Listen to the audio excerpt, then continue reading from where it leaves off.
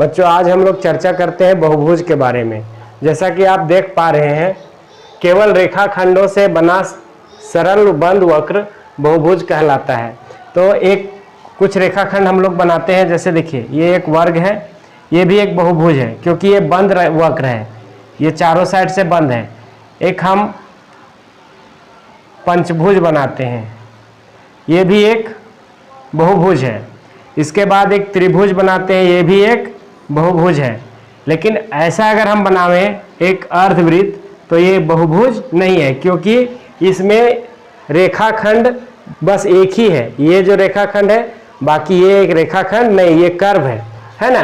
तो इसलिए एक बहुभुज नहीं है।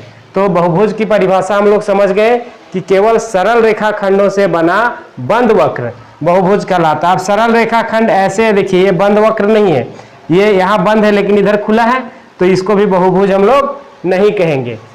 चलिए अब हम लोग देखते हैं बहुभुज के कुछ और प्रकार, है ना।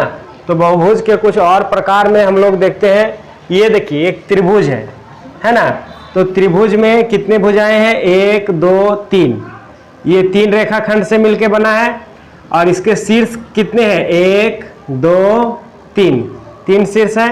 ये चतुर्भुज है, चतुर्भुज में भी 4 भुजाएं, 1 2 3 4, और इसके जो शीर्ष हैं वो भी 4 है ना। इस तरह पंचभुज है, पंचभुज में 5 भुजाएं हैं और इसके 5 शीर्ष हैं। इसी तरह ये षष्ठभुज है और षष्ठभुज में 6 भुजाएं हैं और इसके 6 शीर्ष है ना। तो अब हम लोग देखते हैं इसका विकर्ण, है ना, बहुभुज के विकर्ण को कैसे ज्ञात करते हैं। तो आगे हम लोग देखेंगे बहुभुज के विकर्ण को कैसे निकालते हैं, या बहुभुज में एक बहुभुज में कितने विकर्ण हो सकते हैं, ठीक है। तो अभी हम लोग सीखेंगे विकर्णों की संख्या को कैसे ज्ञात कर सकते हैं, है ना। तो जैसे इसके कितने विकर्ण हैं, A B C D, या एक चतुर्भुज है, तो इसमें कितने विकर्ण हो सकते हैं। तो इसको सबसे पहले इसकी भुजाएं देखेंगे, 1 2 3 4 भुजाएं हैं। तो 4 भुजाओं वाले बहुभुज के विकर्ण कैसे ज्ञात किए जा सकते हैं। तो 4 भुजाओं वाले बहुभुज के विकर्ण को ज्ञात करने के लिए ये फॉर्मूला का प्रयोग करते हैं। 4 भुजा नहीं, कितनी भी भुजा हो, 5 भुजा हो, 6 भुजा हो, 7 भुजा हो, सभी के लिए यही फॉर्मूला का यूज होगा, है ना। n × n-3/2, n हुआ भुजाओं की संख्या, इसमें कितनी भुजाएं हैं, 4, तो 4 हो जाएगा, 4 3/2। अब देखिए 2 2 कट गया, है ना। अब 4 में 3 गया, कितना बचा, 1, तो 2 × 1 = 2, यानी कि इसमें 2 विकर्ण होंगे। इसी तरह से ये पंचभुज है, ये पंचभुज का भी हम लोग निकाल सकते हैं, जिस तरह से चतुर्भुज का निकालें। देखिए पंचभुज के लिए हम लोग निकालेंगे कितने विकर्ण है इसमें, है ना। तो इसमें हम लोग पंचभुज 5 और 5 - 3/2, अब ये कितना हो जाएगा, 5 में 3 गया, कितना बचा, 2/2, 2 2 कट गया, कितना बचा, 5, मतलब इसमें 5 विकर्ण होंगे। देखिए हमने पहले कहा था कि कोई भी विकर्ण जो होते हैं किसी भी त्रिभुज, किसी भी बहुभुज के जो शीर्ष होते हैं, है ना, तो एक शीर्ष को छोड़ के इससे जो सामने वाला शीर्ष, इसका आसन शीर्ष कहलाता है। ऐसे D है, D के सामने शीर्ष कौन सा है, D के आगे C है या फिर ये है, तो ये और C इसका आसन शीर्ष कहलाता है।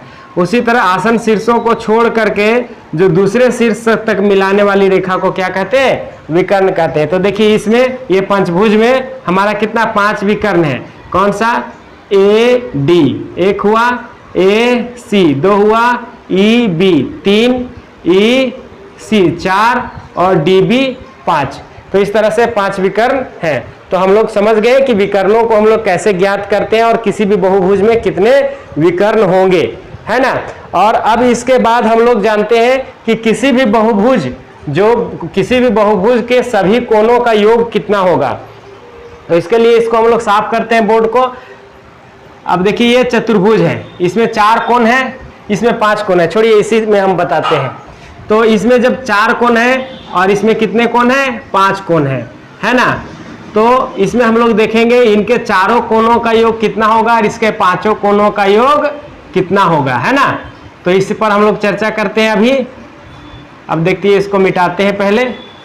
अब देखिए, हमको बस एक चीज याद रखना है इसमें, क्या याद रखना है कि किसी त्रिभुज में जो 3 कोण होते हैं, इसके तीनों कोणों का योग 180 डिग्री होता है। कितना होता है? 180 डिग्री। ये 3 कोण है तो इसके तीनों कोणों का योग 180 डिग्री होता है, ये चीज हमको याद रखना है। अब बाकी के जो भी बहुभुज आएंगे उसमें हम लोग कोणों का योग आराम से निकाल सकते हैं। अब देखिए, इसको हम लोग इस तरह से काटेंगे, ये चतुर्भुज है, इसको 2 त्रिभुज बनाएंगे, है ना। इससे कम कितने त्रिभुज बनाए जा सकते हैं? तो कम से कम 2 त्रिभुज बनाए जा सकते हैं। इस तरह से काट देंगे तो एक त्रिभुज इधर बना, एक त्रिभुज इधर बना, है ना। देखिए, एक त्रिभुज इधर बना और एक त्रिभुज इधर बना, तो इसमें कितने त्रिभुज बने? 2। तो 180 डिग्री इस त्रिभुज के तीनों कोणों का योग हो गया और 180 डिग्री इस त्रिभुज के तीनों कोणों का योग हो गया। तो कितना हो गया? 180 और 180 360 डिग्री, है ना। 360 डिग्री हो गया, तो इसके चतुर्भुज के चारों कोणों का योग 360 डिग्री होगा। इसी तरह से ये पंचभुज है, तो पंचभुज में हम लोग देखेंगे कि कितने त्रिभुज बनेंगे। चलिए पहले इसको ऐसे काट देंगे हम लोग, यहाँ से यहाँ तक एक त्रिभुज ये बन गया। अब ये चतुर्भुज बना, इसको हम लोग ऐसे काट देंगे, है ना। तो कितना त्रिभुज बना? 1 2 3। अब 180 डिग्री ये 3 कोण का योग, ये 3 कोण का योग 180 डिग्री और ये तीनों कोण का योग भी 180 डिग्री। अब ये तीनों को जोड़ दीजिए, कितना हो जाता है? 540 डिग्री, है ना। तो पंचभुज के पांचों कोणों का योग 540 डिग्री। इसी तरह षष्ठभुज रहे, अष्टभुज रहे, जो भी रहे, उसमें हम लोग पार्टीशन कर देंगे पहले त्रिभुज में और उस प्रकार कोणों के योग को निकाल सकते हैं। तो बच्चों, आज हम लोग समझ गए कि किसी भी बहुभुज, है ना, उसके विकर्ण को कैसे निकाल सकते हैं, है ना, और उसके कोण को हम लोग कैसे ज्ञात कर सकते हैं, विकर्णों की संख्या और कोणों के टोटल कुल कोणों का योग कितना होगा किसी भी बहुभुज का। ठीक है। अब हम लोग चतुर्भुज के बारे में विशेष अगले वीडियो में पढ़ेंगे, है ना। देखेंगे कि अगले वीडियो में कि चतुर्भुज कितने प्रकार के होते हैं और कौन कौन होते हैं। ठीक है।